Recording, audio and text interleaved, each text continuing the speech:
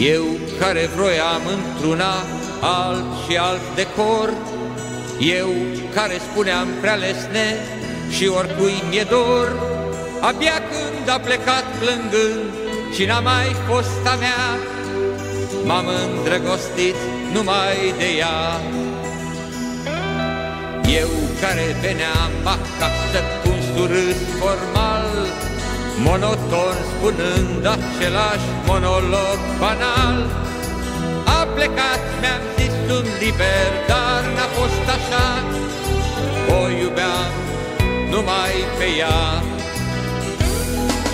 Simt că fără ea nu pot respira, casa e pustie fără ea.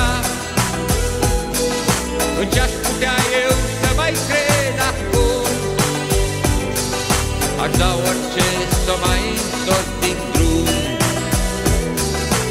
Am zărit-o pe o stradă pentru o clipă doar, să-i vorbesc și să mă apropii era în zadar.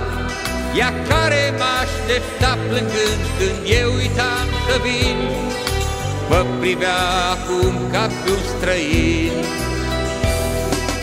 A trecut atâta vreme de când a plecat, dar abia acum mi-e dragă cu adevărat. Abia acum când locuiește doar la mine în gând, o iubesc mai mult decât oricând. Simt că fără ea nu pot respira, casa e pustie fără ea.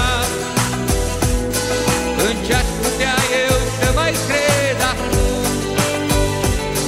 aș da orice s-o mai întorc din drum. Simt că fără ea nu pot respira, casa e pustie fără ea.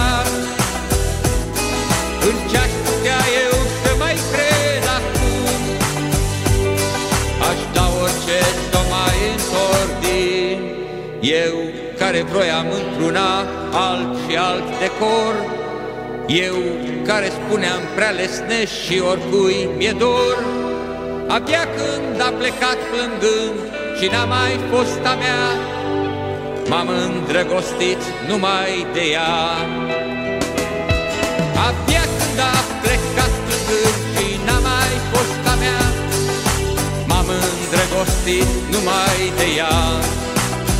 Da, da, m-am îndrăgostit numai de ea.